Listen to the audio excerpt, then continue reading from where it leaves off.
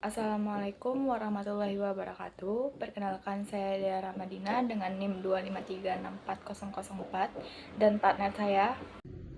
Perkenalkan, nama saya Siva Kurnia Afwani dengan NIM 2536402. Pada kesempatan kali ini, saya dan partner saya akan mempresentasikan materi tentang perhitungan rugi-rugi transmisi serta konsep penguatan dalam jaringan telekomunikasi. Baiklah, kita masuk pada materi pertama, yaitu pengertian dari rugi-rugi transmisi. Rugi-rugi transmisi adalah kondisi ketika daya sinyal melemah dalam proses pengiriman dari transmitter ke receiver. Pelemahan ini terjadi karena sinyal harus melalui media-media tertentu seperti kabel, serat optik, atau ruang bebas yang secara alami menyerap, menahan, serta menyebarkan sebagian energi sinyal. Akibat rugi-rugi ini, sinyal yang sampai di penerima tidak lagi sekuat saat dikirim, sehingga berpotensi mengurangi kualitas komunikasi. Baiklah, kita masuk ke slide kedua, yaitu penyebab utama dari rugi-rugi transmisi. Yang pertama ada attenuation atau redaman. Attenuation adalah salah satu penyebab utama dari rugi-rugi transmisi. Redaman terjadi ketika sebagian energi sinyal hilang saat merambat melalui media seperti kabel tembaga, koaksial, serat optik, atau bahkan udara. Penyebab redaman dapat berasal dari resistensial material, efek skin pada frekuensi yang tinggi, penyerapan energi oleh media, ataupun jarak transmisi yang terlalu panjang. Semakin panjang jalur komunikasi, semakin besar pula nilai redamannya. Akibatnya, sinyal yang sampai di penerima menjadi jauh lebih lemah dibanding daya awalnya. Yang kedua ada dispersion. Dispersion adalah fenomena pelebaran sinyal selama proses transmisi. Hal ini terjadi karena komponen-komponen sinyal merambat dengan kecepatan berbeda dalam media tertentu. Dispersion sangat umum digunakan pada sistem fiber optik dan komunikasi wireless. Ketika dispersion terjadi, bentuk sinyal biasanya berupa pulsa akan melebar. Jika pelebaran terlalu besar, pulsa dapat saling tumpang tindih dengan menyebabkan informasi menjadi tidak jelas di sisi penerima. Yang kedua ada noise. Noise adalah sinyal pengganggu yang masuk ke dalam jalur transmisi dan bercampur dengan sinyal utama. Tidak seperti attenuation yang mengurangi daya sinyal secara langsung, noise menurunkan kualitas informasi karena menciptakan gangguan yang membuat sinyal asli sulit dikenali. Sumber noise dapat berasal dari banyak hal, seperti perangkat elektronik, interferensi radio, perubahan suhu, hingga fenomena alam tertentu. Yang keempat ada rugi karena sambungan atau switching loss. Switching loss adalah istilah umum yang merujuk pada hilangnya daya sinyal karena berbagai faktor di sepanjang jalur transmisi. Loss ini mencakup redaman, rugi sambungan, rugi konektor, rugi percabangan, hingga rugi material itu sendiri. Setiap sambungan kabel, konektor, atau perangkat yang dilewati sinyal memiliki kemungkinan untuk menyebabkan penurunan daya. Semakin banyak komponen yang dilewati sinyal, maka semakin besar potensi loss yang terjadi. Nilai loss ini biasanya dinyatakan dalam satuan desibel untuk memudahkan perhitungan. Yang kelima ada free space path loss atau SFPL. FSPL adalah rugi-rugi transmisi yang terjadi saat sinyal merambat melalui ruang bebas, terutama pada sistem komunikasi nirkabel. FSPL terjadi secara alami karena sinyal akan menyebar semakin jauh dari sumbernya sehingga daya yang diterima menurun. Besarnya FSPL sangat dipengaruhi oleh jarak dan frekuensi. Semakin jauh jarak transmisi dan semakin tinggi frekuensi sinyal, maka semakin pula besar nilai FSPL. Baiklah, kita masuk rugi-rugi pada berbagai media transmisi. Setiap jenis media transmisi memiliki karakteristik rugi-rugi yang berbeda. Pada serat optik, rugi dasarnya sangat kecil, yaitu sekitar 0,2 hingga 0,4 dB per kilometer. Yang kedua ada kabel koaksial yang memiliki rugi yang lebih besar, yaitu sekitar 5-12 dB per 100 meter. Rugi ini dipengaruhi oleh jenis kabel, frekuensi sinyal, serta kualitas isolasi. Yang ketiga ada media wireless atau radio. Ruginya dominan berasal dari free space path loss atau FSPL. Rugi ini terjadi karena sinyal menyebar ke segala arah saat merambat di udara. Semakin jauh jarak transmisi dan semakin besar tinggi frekuensinya, maka semakin besar pula rugi-rugi yang akan dialami. Baiklah, kita akan masuk ke dalam rumus-rumus perhitungan rugi. Yang pertama ada rumus redaman kabel, yaitu A sama dengan 10 log dalam kurung pin P-in per P-out. A adalah redaman rugi-rugi, biasanya dalam satuan dB. P-in adalah daya sinyal saat masuk ke media transmisi, biasanya dalam bentuk watt. P-out adalah daya sinyal saat keluar dari media transmisi, juga bentuk watt. 10 log adalah operasi logaritmik untuk mengubah perbandingan daya menjadi dB. Baiklah, kita masuk ke contoh soal yang pertama, yaitu contoh soal redaman kabel.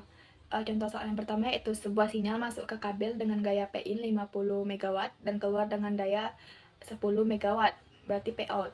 Hitung besar redaman kabel tersebut. Maka yang pertama kita harus cari adalah A sama dengan 10 log P-in per P-out. Itu adalah rumusnya. Lalu kita masukkan angkanya, yaitu A sama dengan 10 log 50 per 10, karena P-in-nya 50 dan P-out-nya 10. Lalu 50 itu dibagi dengan 10, dapatlah hasilnya 5. Lalu maka rumusnya A sama dengan 10 log dalam kurung 5. Kita cari log 5-nya, maka dapatlah A sama dengan 10 kali 0,699. Jadi tinggal dikali saja hasilnya, maka 6,99 dB, atau kita bulatkan menjadi 7 dB. Kita masuk ke contoh rumus yang kedua, yaitu rumus redaman kabel berdasarkan panjang.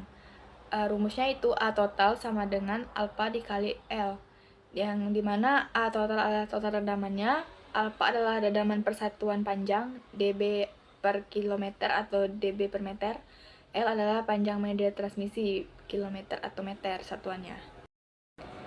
Kita masuk rumus yang ketiga, yaitu rumus FSPL. Rumusnya adalah FSPL sama dengan 32,44 ditambah 20 log dalam kurung F ditambah 20 log dalam kurung D. Dengan keterangan FSPL adalah rugi-rugi ruang bebas, biasanya dalam bentuk dB, F adalah frekuensi sinyal, D adalah jarak antara antena pemancar dengan penerima. Baiklah, saya akan membacakan tentang penguatan amplification. Penguatan amplification adalah proses peningkatan amplitudo atau daya sinyal yang telah melemah selama transmisi, sehingga sinyal kembali memiliki kekuatan yang cukup untuk diteruskan ke tahap berikutnya dalam jaringan telekomunikasi. Sinyal akan selalu melemah disebut dengan rendaman atau attenuation, karena jarak yang terlalu jauh antara pengiriman dan penerima, hambatan dari material kabel, misal kabel tembaga, serat optik, gangguan luar atau noise yang mengurangi kualitas sinyal. Ada beberapa fungsi dari amplifier. Fungsi dari amplifier yang berfungsi untuk penguatan dilakukan oleh perangkat yang disebut amplifier. Fungsi utamanya ada 5. Yang pertama, meningkatkan daya sinyal atau sinyal power. Yang kedua, mengkompensasi rugi-rugi transmisi. Yang ketiga, menjaga kualitas layanan atau cost. Yang keempat, mengatasi redaman. Yang kelima, mendukung link dari jarak jauh. Ada beberapa jenis penguatan. Yang pertama, RF amplifier digunakan dalam sistem wireless dan radio untuk memperkuat sinyal frekuensi radio. Yang kedua, optical amplifier, penguat optik yang langsung memperkuat sinyal cahaya tanpa harus dikonversi menjadi sinyal listrik. Yang ketiga, repeater, perangkat yang memperkuat sekaligus meregenerasikan sinyal.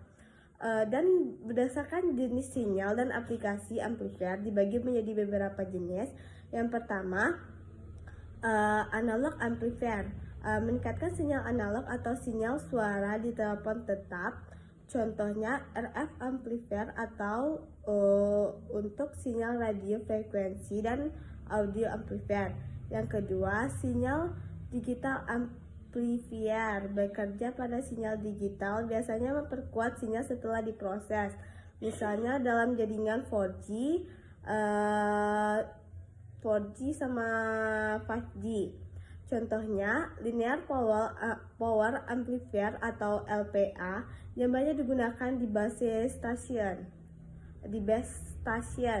Yang ketiga, optical amplifier, khusus untuk sinyal cahaya di jaringan serat optik yang digunakan untuk komunikasi dari jarak jauh. Contohnya erbium doped fiber amplifier yang menguatkan sinyal cahaya tanpa mengubahnya menjadi sinyal listrik terlebih dahulu. Yang keempat, repeater, meskipun bukan amplifier murni, repeater menerima sinyal lemah, membersihkannya dari noise, kemudian menguatkannya dan mengirimkannya kembali. Sering digunakan di jaringan seluler untuk memperluas cakupan. Yang terakhir itu ada contoh dari perhitungan rugi dan rugi plus penguatan. Contohnya kasusnya adalah total rendaman link sama dengan 25 dB, penguatan tersedia sama dengan 35 dB, 30 dB. Jadi hasilnya itu hasil keluar sama dengan 30 dB dikurang dengan 25 dB sama dengan 5 dB. Sinyal dari hasil tersebut, sinyal yang masih dapat diterima. Jadi kesimpulan dari perhitungan rugi transmisi, konsep penguatan dalam jaringan telekomunikasi yaitu penguatan dalam langkah krusial dalam sistem telekomunikasi yang bertujuan meningkatkan kekuatan sinyal agar dapat menempuh jarak jauh tanpa hilangnya kualitas atau terdistorsi. Jenis penguatan yang umum digunakan meliputi penguatan transistor, op-amp, dan repeater atau untuk sinyal dari jarak jauh. Faktor kunci yang perlu diperhatikan dalam gain atau perbandingan kualitas sinyal keluar dan masuk, bandwidth atau rentang frekuensi yang dapat diperkuat, dan noise figure, tingkat kebisingan yang ditambahkan dan keandalannya. Tanpa penguatan, sinyal akan melemah seiringnya jarak dan waktu, dan tidak dapat ditransmisikan atau diterima dengan baik, sehingga sistem telekomunikasi tidak akan berfungsi secara efektif. Baiklah, sekian presentasi dari kelompok kami. Mohon maaf jika ada kesalahan kata. Saya akhiri. Wassalamualaikum warahmatullahi wabarakatuh.